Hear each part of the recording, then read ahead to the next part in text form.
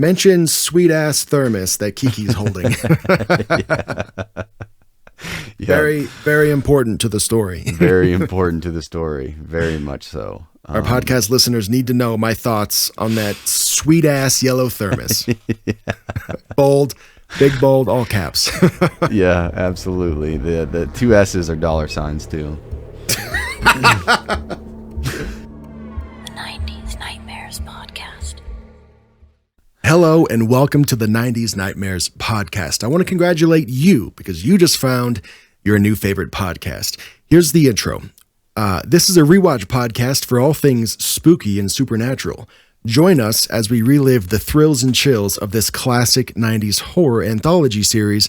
Right now we're doing Are You Afraid of the Dark? Every 2 weeks, we'll be discussing an episode and sharing our favorite moments, our favorite theories, and some Easter eggs. So grab your flashlight and come hang out with us in the Midnight Society. AI wrote that. Yeah, our third member, our new member of the team. Yeah, this show has 2.5 hosts if you count the AI. My name is Darek. And my name is Booze. Hey, Booze, nice to see you. And you, the listener, nice to see you here as well. We're covering The Tale of the Nightly Neighbors. This is from season 1 of Are You Afraid of the Dark? It originally aired on October 2nd, 1992. And at least according to IMDb, here's the synopsis. Some new neighbors move into a neighborhood. They're originally from Eastern Europe. They wear black, collect blood, and they're only active at night. That's the synopsis. I hope I did it justice. Yo, you did. You did. Anybody that doesn't know, I guarantee now they're more than interested in this episode just based off that synopsis. It's pretty punchy. And I said at the end of our last episode that this episode, The Tale of the Nightly Neighbors, is one of my favorites for one very specific reason. But before I give it up, do you want to rate this episode with me, Booze? I will. Same time? Are you sure you want to do same time? I've been sure for the last 6 episodes.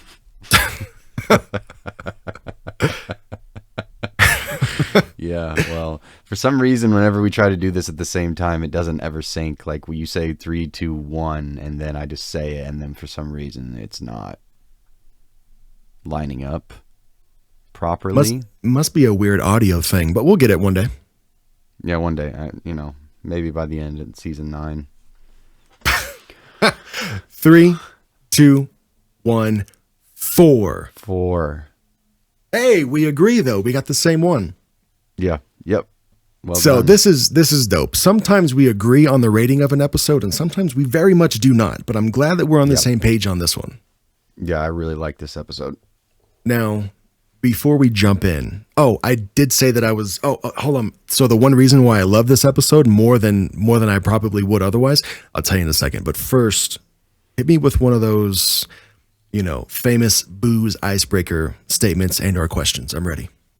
Okay. The listener, and I'm sure Derek as well, is always going to notice a theme when it comes to me and my questions, because they're always going to revolve more than likely around food, because I love food, and it's just an easy topic to discuss with somebody. So little Derek comes out of his room, turns on some cartoons at 7 a.m. Before he does that, he goes to the kitchen and grabs out his favorite cereal from the cupboard and pulls himself a bowl. What cereal is that? And is that the same cereal now as it was back then? 100% yes. It's the exact same cereal now as it was 20-something years ago. It's Lucky Charms on some days, and it's Frosted Mini Wheats on other days. I always have one of those or both of those in my pantry upstairs, and I always had a bowl of one of those when I was younger. Dude, the Lucky Charms, they get a little bit old after a while because but when that ever happens, you switch to the Frosted Mini Wheats, right? You get something new, right? And then you go back to the Lucky Charms. Those are my top 2 cereals. Always have been, always will be. What about you? Now, do you eat the Lucky Charms like a normal person, or do you eat them like me and I eat all the breaded ones first, and then I have only marshmallows left in the bowl after that, and it's just like winning the lottery? Yeah, that's exactly. I'm so glad that I'm not the only one that does that. I do all like the boring grains first, right? Mm-hmm. On some bites, a little marshmallow will sneak in. I'm not mad at that. That's okay. But at the end, I've got like 20 or 30 different marshmallows, dude, and I'm just honking those down, and then I'm drinking them when I'm done. It is like winning the lottery. Oh, yeah. That's a good description. It really is, because you got to go through a little bit, because obviously the breading sucks, but then once you get through that, and a marshmallow might sneak in here or there, but at the end, when you just get like 10 to 12 scoops of just marshmallows, it's epic.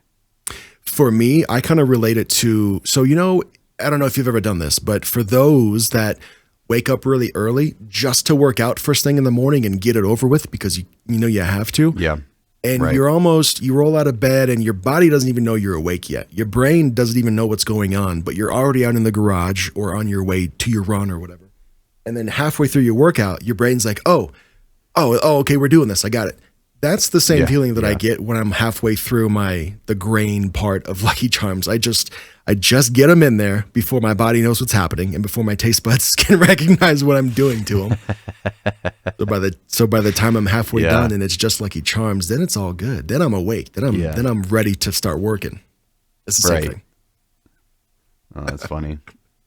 What about you? That's a good comparison. I think as a kid, mine was definitely either Cookie Crisp or the Rice Krispie treat cereal. Do you remember the Rice Krispie? With those big chunks. Oh my God, those were so good. Oh, like the chunks, not just regular Rice Krispies, but like the actually Rice Krispie treat cereal. I forgot all about those. Rice Krispie. It was so good, man. Like I remember, like it was so awful for you too. But like, what cereal like as you're eating as a kid was really that great for you? But damn, that cereal was so good. I think the healthiest cereal I ate as a kid was probably Kix, man. They were kid tested, mother approved, right? That's true. Kid tested, mother approved. Yeah. Yes. Today I don't I don't really eat cereal that often anymore, because I don't know how you are, and I have this argument with my wife because she eats cereal all the time, and she's just like, why don't you ever eat cereal anymore? You not like cereal? I was like, I do. It just, I can eat like 8 boxes of cereal and I'll still be hungry. Like there's a void in my stomach will never be filled by eating cereal. So I just don't do it, because I'll eat the whole box in one sitting. Like, especially if I got TV on in front of me, I'll just be like, oh, time for another bowl, time for another bowl. So I don't even put that, in my wheelhouse just for that simple reason. No, cereal is not food. It's not sustenance. It's just something to do, like while you're waiting for the next thing to happen. Yeah, exactly. Right. Exactly. Yeah, while you're waiting for the laundry to be done and you don't have anything else to do, I'm just, might as well eat something. But if I had to choose one, like a cereal because my taste buds have definitely changed. Granted, you set a box of Rice Krispie treat cereal in front of me right now and I'll destroy that thing. But I like Smacks. Do you know Smacks with the frog? They made my pee smell, dude. They were really good. They were. I don't know why they were so good, but like those, oh my God, especially the off-brand, you could get like at Walmart or anything like that, and these giant bags. Like it wasn't even in a box; it was just in this big giant, like almost like a potato sack looking thing. Yeah, and I would just destroy those things, man. And so nowadays that is my favorite cereal. But again, like I said, I don't really partake in cereal too often. And oddly enough, like my kid's weird, man. Like I've tried to get him to eat cereal and he won't eat cereal. I know he would love it if he would just try it, but he's so damn picky. He's a very visual type of eater. Like he just looks at something and he'll just like grimace at it and stuff, like, ew, I don't eat that. That's yucky. And I'm like, dude, it's literally sugar in a bowl. And you don't even something as colorful as like Lucky Charms or like Fruity Pebbles even. It's so weird. Like even at one point in time, like he loves, like he has like 3 main food groups that he'll only eat, like peanut butter jelly, chicken nuggets, and yogurt. And, and even at one point in time, like I said, he loves peanut butter and jelly. But at one point in time, I couldn't even get him to, if he was watching you make it and he watched you put jelly on it, he would freak out and wouldn't eat it. But when he gets it, when he doesn't watch you make it, he'll still eat it. Like, it's peanut butter jelly. But if he's seeing you put this jelly on there and he doesn't understand what it is or just looks gross to him, so that immediately, no, I don't want that. That's yucky. So he's a strange little man. That is odd. I've got to do the exact same thing with mayonnaise with my oldest. He can't know that it's on there, but if it is on there, he loves it. He just can't see me put it on. Right. Yeah. Kids are weird, man. Getting back to cereal, are you milk first in the bowl or cereal first? Always cereal. Okay, good answer. Let's talk about the episode. yeah. Okay. Sounds good. So we start out like we normally do with the campfire, and they're discussing why stories are scarier at night than during the day. And I think that kind of just goes without saying that scary stories at least, tend to be scary. It's just the same way when you're watching a scary movie. Like, you're not going to really enjoy or get scared watching a movie during the day or listening to it. So it just kind of goes. I mean, I know watching this show as a kid, I'm sure you're the same way. I mean, it was just, terrifying at night, especially the opening scene, like watching that, and how scary it actually was, and everything's just scarier in the dark. Much scarier in the dark. Yeah, because the dark is the unknown, man. And if there's one thing that humans fear the most, it's just the unknown. It's not knowing the something. Unknown. Right, exactly. Yeah. And so when we first meet our first characters of the story, and it's also before I see that, do you know what the storyteller, her name is? I can't remember what her name is. I didn't write it down. I didn't either, because I couldn't remember what her name was. But I guess it's not really that important. But she's got one of my favorite lines in the entire episode. Yeah? Can I tell it to you? Yeah, go ahead. Before she even starts the story, one of the members of the Midnight Society, his name is Eric, he's giving her a hard time. I think he says something like, whatever her name is, and I feel bad for not knowing it. He says, all your stories are the same. There's usually something gross, and then everybody's happy by the time it's over. They suck. Your stories are no good. And then she goes, okay, well, I got one for you. And then she says the line, submitted for the approval of the Midnight Society, except for Eric. Submitted for the approval of the Midnight Society, except for Eric. I call this story The Tale of the Nightly Neighbors. And I thought that was she had so much sass on that one, dude. Oh, for My sure. favorite. Yeah. I have two lines that I love in this episode, and that was one of them. Yeah, that was good. Good. Can I tell you something about the line submitted for the approval of the Midnight Society real quick? Here's another fun fact. All right, hit me with it. So that goes back to, again, DJ McHale, creator of the series Are You Afraid of the Dark? One of his favorite shows was The Twilight Zone. And you often hear people imitating the host, Rod Serling. He's got a pretty recognizable voice and like a way of speaking. And one of the things that's most attributed to him is the line, submitted for your approval. Here is, the title of the episode of The Twilight Zone that you're watching. So he's basically, again, this goes back to no Twilight Zone, no Are You Afraid of the Dark? However, the weird part that nobody really connects is that Rod Serling only said that line 3 times in the entire run of The Twilight Zone, seasons long. He's only said the line submitted for your approval 3 times. However, that seems to be one of his most known 4 lines, Right. Okay. Wow. Okay. I would have never known that. Derek's always good with those fun facts for you. That one was super fun. That one. Yeah. So we get to meet our characters in this story.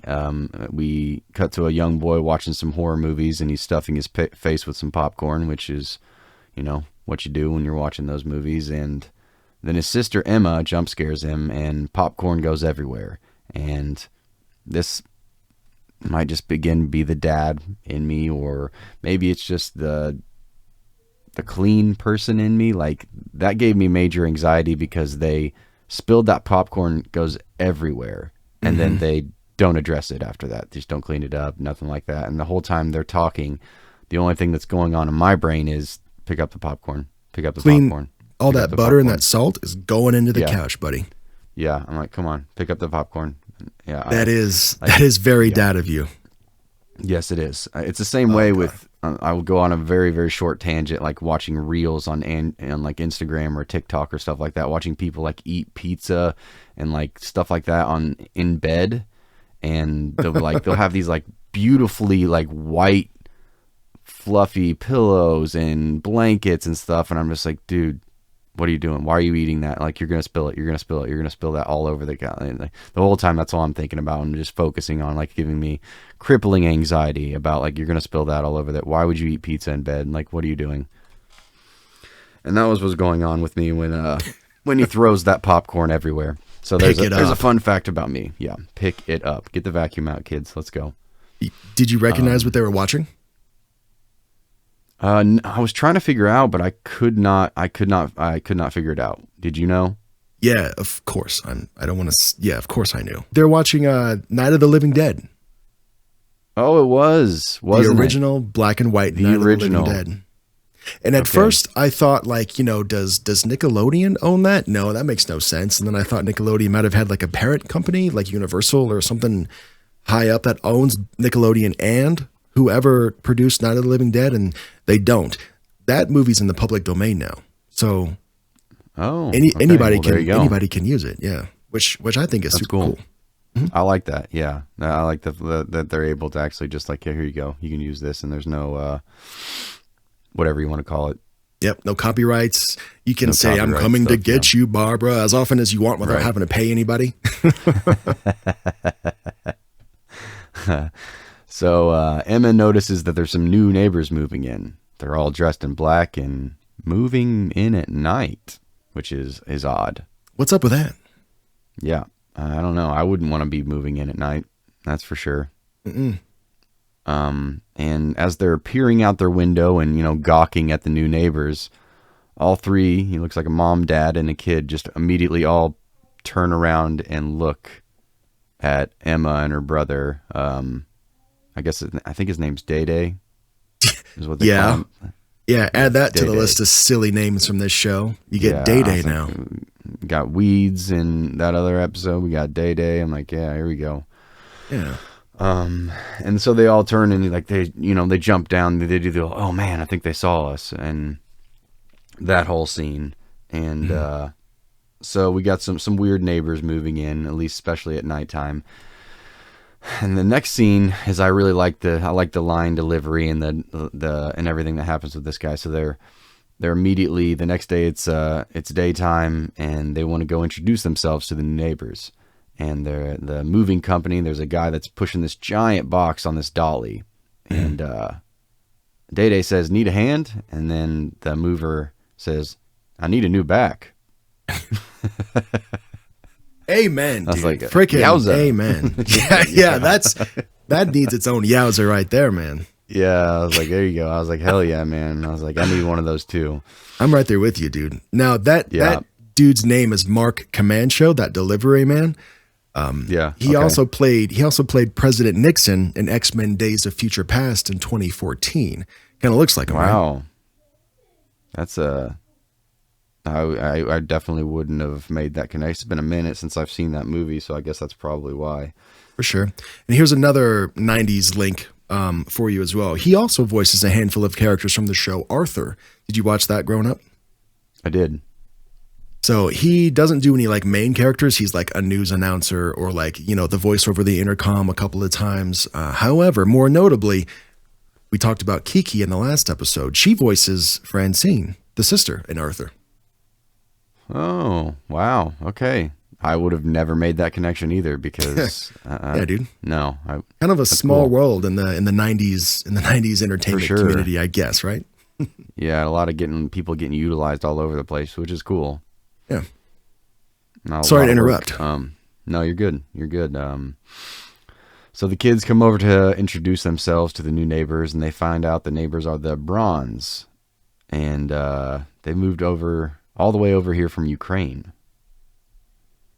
And those boxes are supposed to be giant refrigerators, which it's a big refrigerator. Big refrigerator. It's one of those Very bougie big ones from like today. yeah, definitely. the delivery guy, they leave them in the driveway, and they notice that the bronze car is home, but they didn't answer their door. So they're like, oh, that's weird. And so as the kids are heading back to their house, yeah, I know, like, right? I was thinking, maybe it's probably because they moved in, super late at night. They're probably still sleeping. Yeah, they're just napping. They're just napping, Eating popcorn on the couch, probably just fell asleep. Yeah.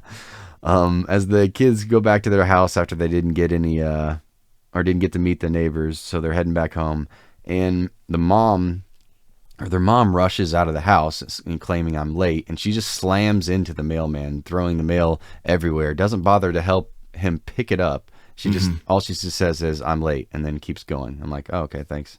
So rude. Yeah, very rude. But the mailman tells him, he's like, oh, I'm not feeling well. I'm feeling pretty weak. And, which is already, I mean, initially you don't want to think too much of it, but it's still kind of weird, whatever, even though that guy looked like he was 95 years old. Why are you still carrying mail, man? But, imagine his plantar fasciitis. Dang. Yeah, no kidding. He's probably has some like 6-inch slides that he has to wear around the house to just keep that cushion between him and the floor. Yeah. He tells the kids that he met the neighbors the other night, and they stopped by at night as well. And he said, oh, that's the night I'll never forget, because that's the night I began to get sick and feel this way. Yeah. And I was like, ooh, okay. I see what you're doing there. So the mailman met the neighbors, and now he doesn't feel too good. Yeah. Now he's saying he's feeling pretty weak and sick, and he can barely stand up, and poor guy just can't catch a break. Either that, and just random ladies slamming into him and stuff like that too. You'll have that, I guess, as a mail carrier. But as we continue on here, Emma's suspicious. You can tell she's getting really suspicious about these people. Like, what's going on with these guys? They got a lot of these weird quirks, and I'm not understanding. And so she just continues to do her monitoring at, watching the neighbors through the windows. She keeps noticing, I don't ever see them during the day. It's only at night. And even the kid Lex, she mentions, hasn't been at school. They haven't seen him at school. They don't see him at all during the day outside playing. Like, what's going on with this family? You said his name was Lex? Yeah. Okay, yep. Cool. It's good. And then, yeah, Lex Luthor. Cut to Lex now jump scaring Emma. She's taking out the trash. He just appears. He's doing the old Peter trick that we saw in the last episode, where he just appears out of nowhere and drops the, well, hello. Well, hello. So yeah, Lex comes over, and he asks if he can come inside and play.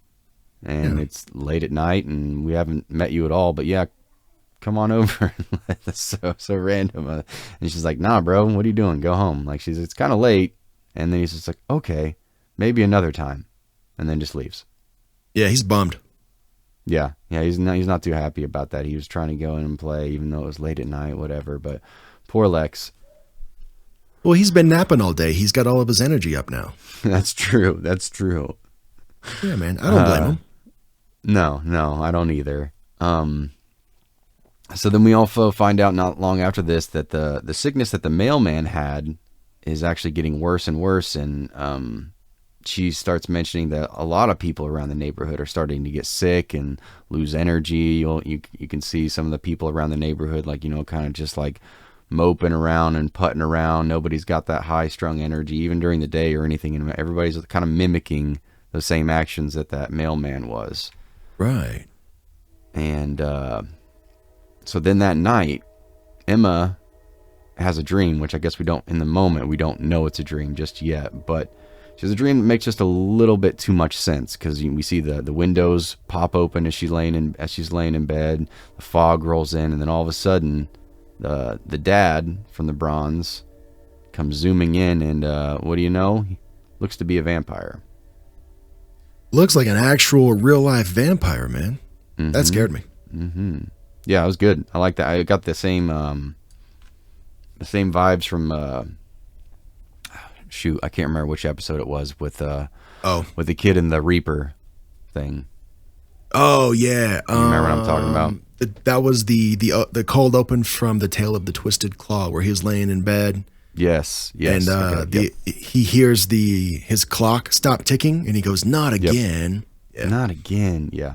I thought you were gonna say it reminded you of that one scene in Hook where the kids were in that room all in their own beds, and then the windows swing open, and then is it Hook that comes in and steals them? Remember that with Robin Williams? Yeah, I don't remember. I have 100% seen Hook, but it has been a very long time since I've seen it. I'm trying to remember that scene, and it's not coming to me. It almost looked like it was shot for shot. I'll put the clip in here if I remember. But yeah, dude, Okay. It's super similar. Yeah. Okay. All right. Where was I at here? Okay. The next morning after Emma wakes up from that dream, she goes to, let Day Day know, hey, this is what's going on. Like, I don't know why it didn't come to me before or why I didn't figure it out until now, but they're vampires. And it looks like Day Day is actually starting to get a little bit of losing that energy and stuff too, because he's like sweating, he's laying in bed, and he doesn't want to get up. He's like, oh, just leave me alone. Like, I just want to sleep, like that type of thing still. So it looks like it's starting to affect him a little bit too. At least I think so. Yeah, that Maybe was a he's just vivid tired and dream, grumpy, wasn't it? I don't know. Yeah.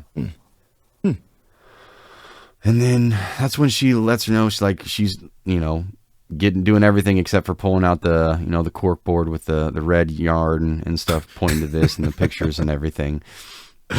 Yeah, she She's turns like, into remember they're from Ukraine, which is close to Romania, Bulgaria, Transylvania. Ring any bells? You know what I mean? all of the Ania places. Yeah, all the Ania places. Yeah, that's what she says. You're right. Yeah. Can we go back a couple of scenes, because I'm remembering one of the insults that I wrote down. Okay, yeah. Let's hear it. It was from when they were talking to the delivery guy, and delivery guy says, yeah, this shipment just came over from the Ukraine. And Day Day says, is that near Disney World? And then Emma says, no, dip. It's near Russia. No, dip. Oh man, I can't even imagine getting called dip. That's the day where you have to go home and you have to start over the next day, man. Just clock out. Yeah, call it good. Leave. Call it good. There's no recovery on that one. I'll see everybody tomorrow. Yep. I just got dipped. I just got dipped. Very good. All right, man. So yeah, that's near all the Ania places, right? Yeah, it's near all the Ania places, and then she hones in and hitting it home about how everyone's weak and pale, and then she says that everybody has bandages on their necks. Huh. And so she's 100% convinced at this point that the Bronze next door are all vampires. Well, I mean, all the red yarn connects itself, right? What other explanation could there be? I mean, what other explanation is there? There really isn't any at this point, At this point in the episode, I'm going, okay, how are they going to write all that off? Like, what are they going to come up with that's going to explain the night activity? Everybody getting sick after they moved in. What the heck those big refrigerators were? I'm already looking forward to the resolution, because, as Eric said in the beginning of the episode, this girl's stories always end happy. Everybody's okay. They do. I'm fast forwarding in my mind, and I'm like, okay. And we get to see the Bronze carrying home literal coolers of blood packets, right? Blood vials that say hospital, that have hospital, they're actually legit. So I'm like, oh shoot. So they obviously, I'm trying to detective mind my way into this and fast forward to the end, but at this point I'm struggling. So it's time. We're going full detective mode now. Tonight we're going into their house. We're breaking into the house, and we're going to check out these boxes, because she doesn't think they're fridges. She thinks they're coffins. Mm-hmm. So we're getting the plan full force. Let's go. No more, playing detective from watching here in the windows. We're getting in there tonight. And Day Day doesn't seem to be too thrilled. He's like, all right, have fun. Enjoy. You do you, sis. Yeah, you do you, Dip. I'm going to be right here. Then we get to cut back to the campfire, and everybody's passing around some red Kool-Aid in a sweet ass thermos. I wanted that thermos that she had, that Kiki had in her hand, that big yellow one. Thermos. Yeah. Those are my exact words too that I wrote down here. Sweet ass thermos. In your notes, mention sweet ass thermos that Kiki's holding. Very, very important to the story. Very important to the story. Very much so. Our podcast listeners need to know my thoughts on that sweet ass yellow thermos. Bold, big bold, all caps. Yeah, absolutely. The two S's are dollar signs too. Cha-ching. Yeah, absolutely. And that was just a really quick scene at the campfire where they're passing around thermos and they're all drinking some red Kool-Aid to nice, well, I'm talking about blood and stuff like that. So let's drink some red Kool-Aid, around the campfire, might as well. And like you do. Like you do, because what else are you going to drink, Mm-hmm. Mm-hmm. So then Emma is stapling garlic around the windows right after that. And because Day comes in there and is like asking her, what are you doing? Oh, what's that smell? And then she's like, oh yeah, well, garlic, duh. Like, don't you know anything about vampires? Yeah. And then she also informs him and reiterates to him, like, do not ever invite them into the house, because they have to be invited inside the house. Like, that, right? Like, don't invite them in. And then literally the next scene is them like ringing the doorbell, if I remember correctly, like not very long after that. Which is a very "Are you afraid of the dark" thing to do, is you have to cue the setup and then do the setup immediately. So we don't forget. Yeah. Yes. So the doorbell rings. No, wait, I'm sorry. Emma goes over. She actually does sneak over to the house first before that scene actually plays out. So they leave at the same time every single night. She points that out. So now she's like, this is the time for me to go check out the basement and see if these are actually fridges or coffins or what they're going on or what's going on over there. So that's what she does. And so we leave Emma as she gets inside there and go back to the house, and the doorbell rings and the Braun family is asking if they can come inside. And Danny literally just says he does accept the offer and says yes. And then all of a sudden he's like, wait, Dad's not home, so maybe you should come back another time. Bye. Yeah. And then just slams the door. Nice recovery, Day. Way to go, dude. Yeah, good job.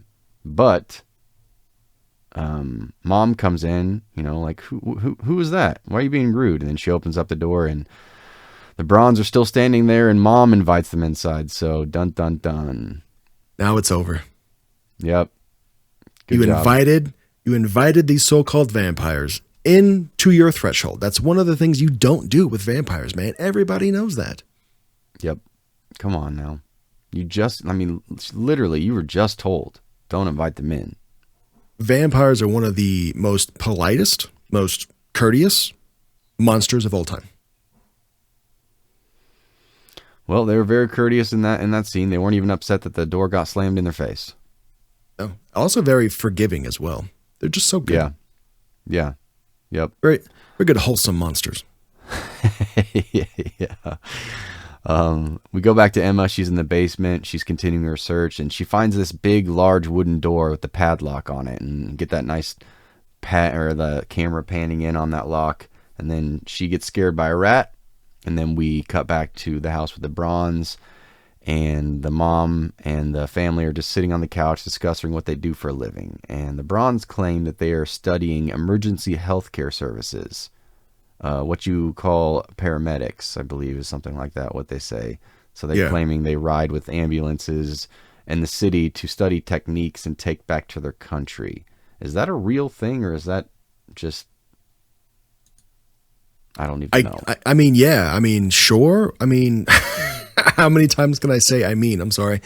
Yeah, there's gotta be, for sure, dude, because you can hire a person or a team of people to go somewhere, learn a bunch of stuff, and then come back. Like, we have robots do that to the moon and to other planets all the time. So certainly, if this country's government wanted to learn more about the way this other country operates, not in like a war type of way, and they just want to know, like, hey, how come they're medical system is so good. They're going to go find out why. You know what I mean? It's all Yeah. going to be above board. Nobody's sneaking into the country. But yeah, I Right. mean, for sure, that's got to be a thing.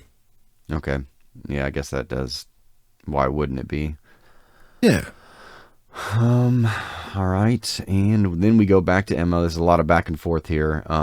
But we get back to Emma, and she ends up finding out what was in the boxes were indeed giant refrigerators, like those big, deep coolers.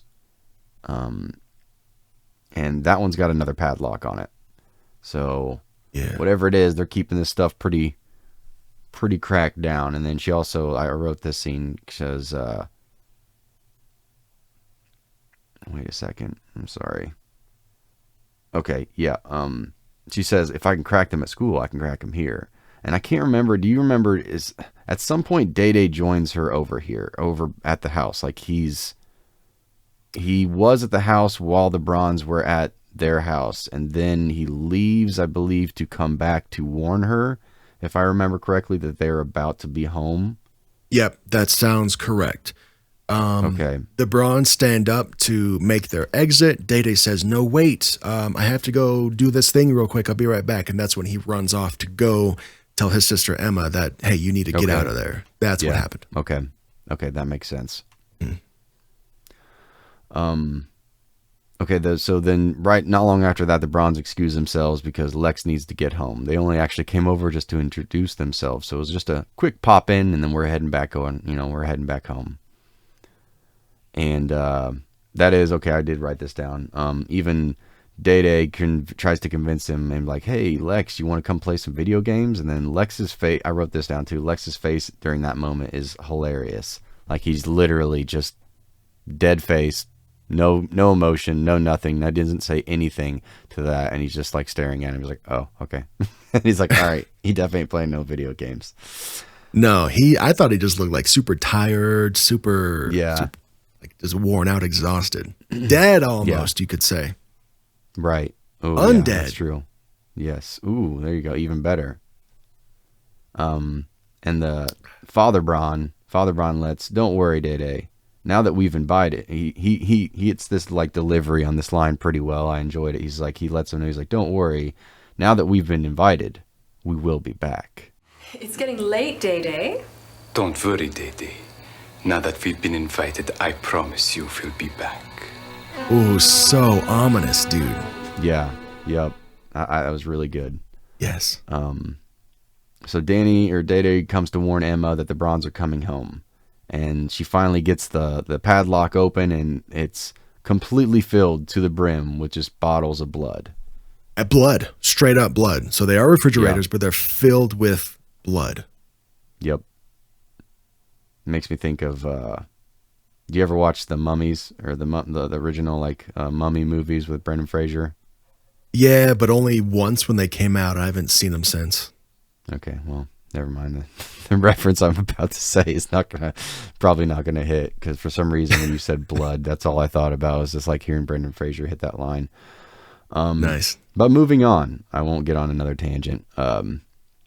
They hear a noise upstairs and lets them know that the Bronze are home. So whatever they're doing, they need to pack it up and get the hell out of there. But very quickly, they just throw this tarp back over the fridge, and the camera lets us know really quickly that, hey, stupid, you forgot to put the padlock back on the fridge. It's rookie move. Like, come on. What a bunch of dips, man. Yeah, like, come on now. You did everything, but, you left the lid off the cookie jar. Like, come on, What are you doing? Yes. And then we go back to Emma and Day Day are now back in the room trying to go over a plan to help them stop. Now that they've confirmed, okay, these guys are definitely vampires. They got fridges full of blood in their basement. Like, what else? What other evidence do we need to confirm that these people are these people are vampires?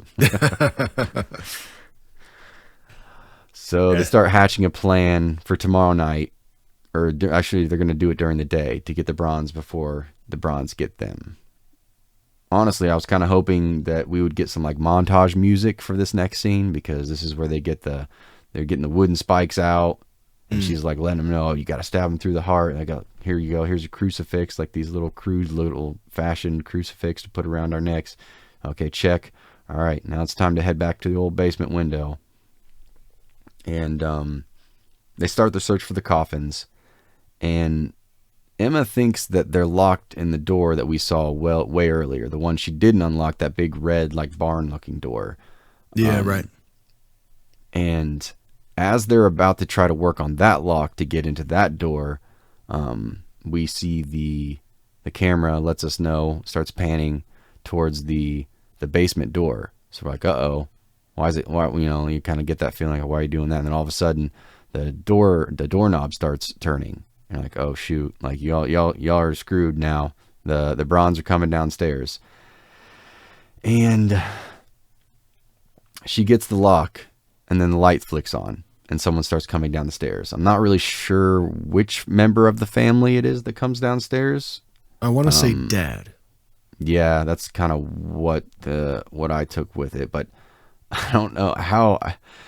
Maybe you felt the same way in this scene as I did, but the place that they chose to hide was hilarious. Like, yeah. Emma was even like half out underneath this table. Like, she wasn't even, they were not concealed whatsoever. Like, there's no way that dude did not see them.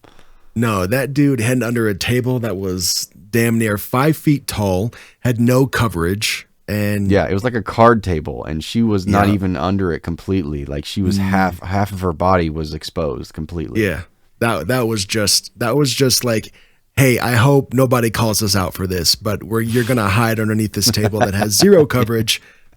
Yeah. One of the Bronze is gonna come down and just pretend not to see you, and then we're gonna move on. Okay. Right. That's what it feels like. You're thinking too much into this. Yeah, just take it for what it is. Yeah, it's not like they're not going to make podcasts about this show, 20 years from now, detailing every scene. It's not going to happen. Just make believe, okay? Okay. Right. Now, in the moment after everything goes down with that, they decide, you know what, let's just bail. And they go back out the basement window. But now, the Bronze are seen outside in the sun. And they're confused, like, wait, I thought vampires can't be out in the sun. They're like just strolling around. What's going on? Yeah, they're not melting away. They're not like withering or screaming in pain. What's really going on here? Yeah, and they tell the kids that their schedule has changed, and the reason they have all that blood is because the hospital has a surplus, and they're just holding it for them. That's why they have giant refrigerators full of blood down there. Mm-hmm. And then they offer up the idea about Lex coming over and playing video games with Day Day tonight, like he offered. And immediately, Day Day starts giving him a shit. He's like, okay, clearly these guys aren't vampires. You're dumb. All this stuff we've been doing, we look so dumb right now. Like, what's going on? These guys are not vampires. They're out in the sun. Like, everything, is matching up. They're excused for their job. Like, this is why. So...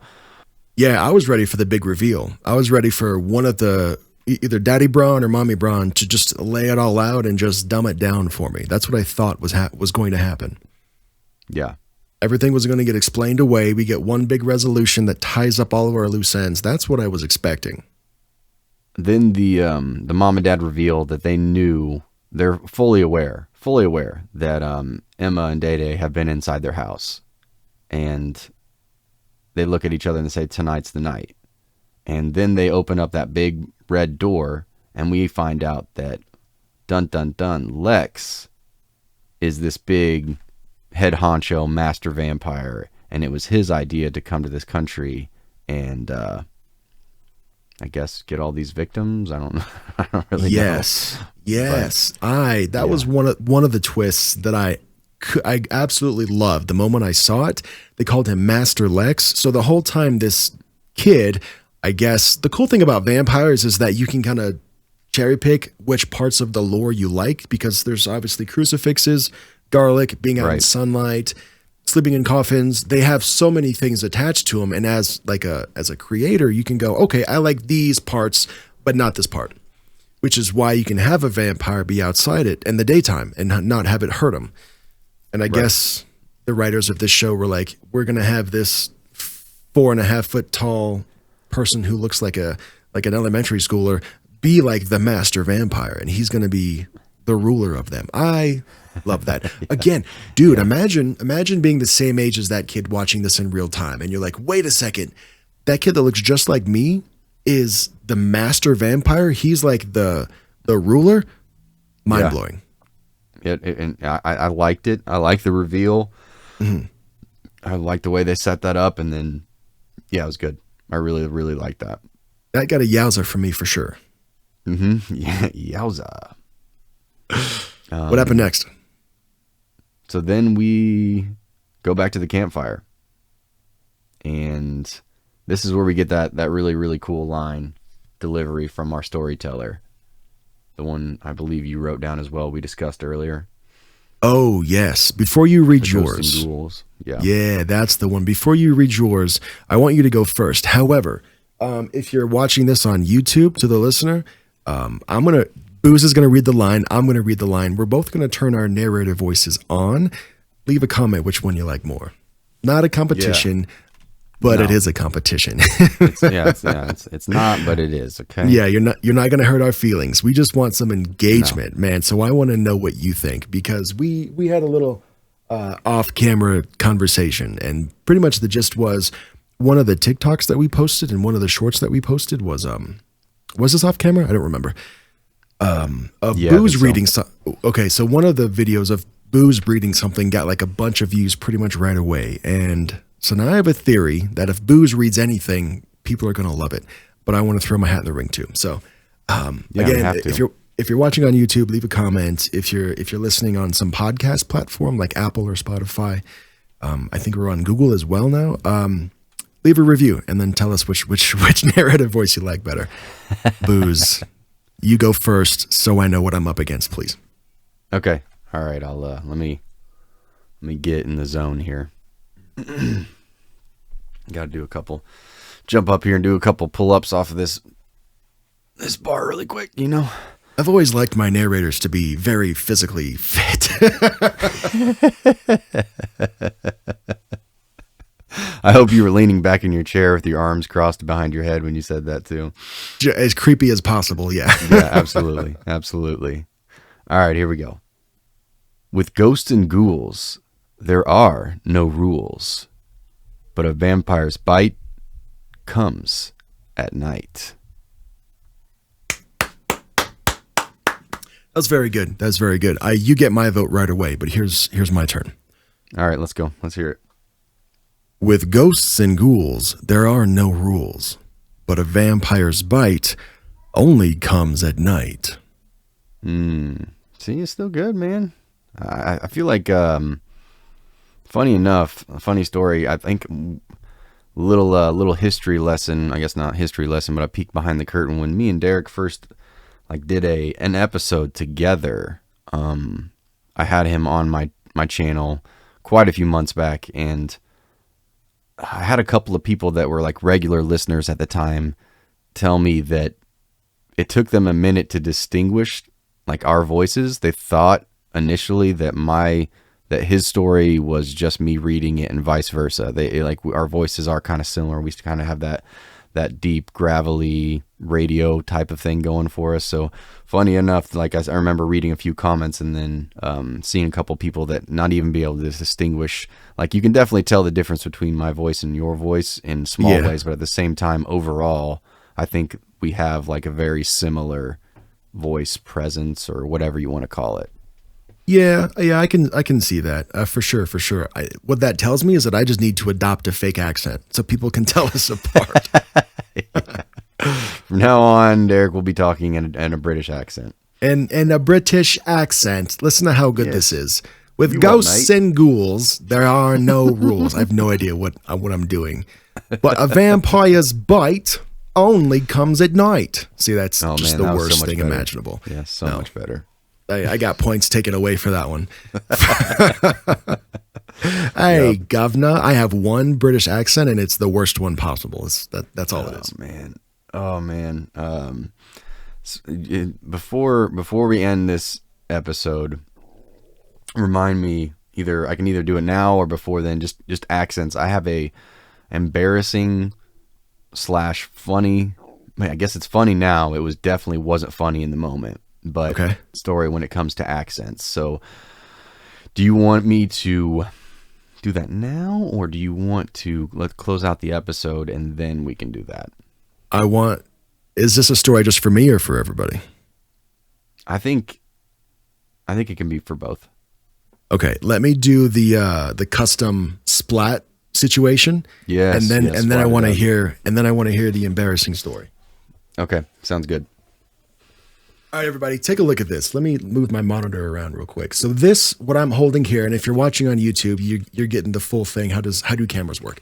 So this is a custom orange Nickelodeon splat sign. If you watched TV in the 90s at all, you know what this is. You recognize this. This has got my name on it, dude. And look, even if your name is not a common one, the shop that's called Mini 3D Print Shop will make you a custom name plate like this with whatever you want. My name is spelled incorrectly on purpose. And they still nailed it, dude. So I've got one that says Darek. It's 3D printed. It's like super good quality. I dropped it, dude. And this thing, like when people come down to my studio space, this is the first thing they see.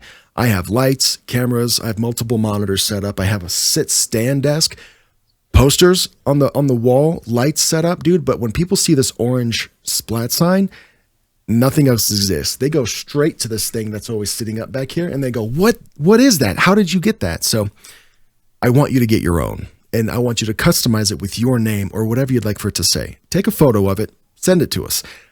I want a bunch of these in one big giant photo collage. And then that's, to me, is going to be one of the coolest things. So Mini 3D Print Shop, if you use the code 90s Nightmares, when you check out from this Etsy shop, it'll give you 25% off. Most of the time when you get a discount code from like a creator or even like coupons or whatever, dude, 10%, 15%, those don't excite me at all. But when the shop owner said, yeah, we'll do 25% off, a quarter off with your discount code, I was like, no way, you're kidding. That's crazy. And these are already inexpensive to begin with, dude. And you're getting an extra 25% off on top of that just because you use our code. Hell of a deal. Dude. Yeah. I love it. So I have one, Booze has one. Get yourself one too. Send it to us. Let me put this away, and then Booze, I want to hear your embarrassing accent story. Okay.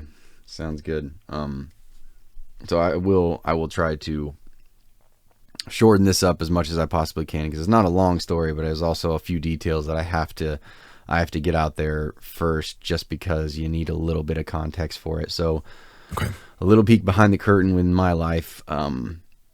In when was it? It was like August of last year.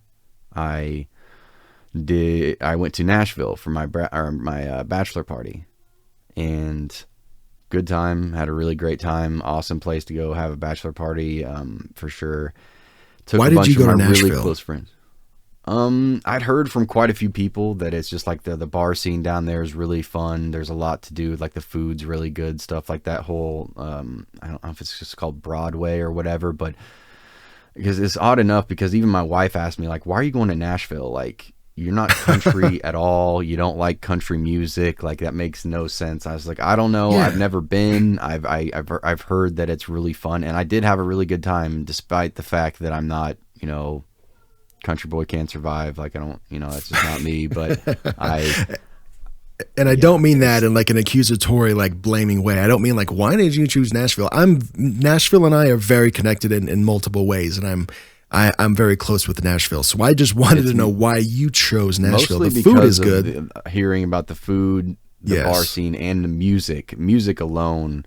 Like, Nashville is like one of those places that's just renowned for music. So, and I'm a huge proponent of anything and everything music. So that alone was just like, and they have like cool museums and stuff down there too. So there was a lot of stuff I got to do that I really enjoyed. So, and I'd never been there. So I was hearing like secondhand stories from people. And so I'm like, Nashville sounds good. Let's just do it. Whatever. I'm down. Okay, deal. Not a hard guy to please. So. All right. Well, sorry to interrupt. Yeah. So now, you're having your bachelor party in Nashville. Go on. Sorry. And I'm sure anybody can relate to this that's listening. In your core group of friends, if you got a core group of friends, everybody kind of has their own like specific role without actually having a specific role.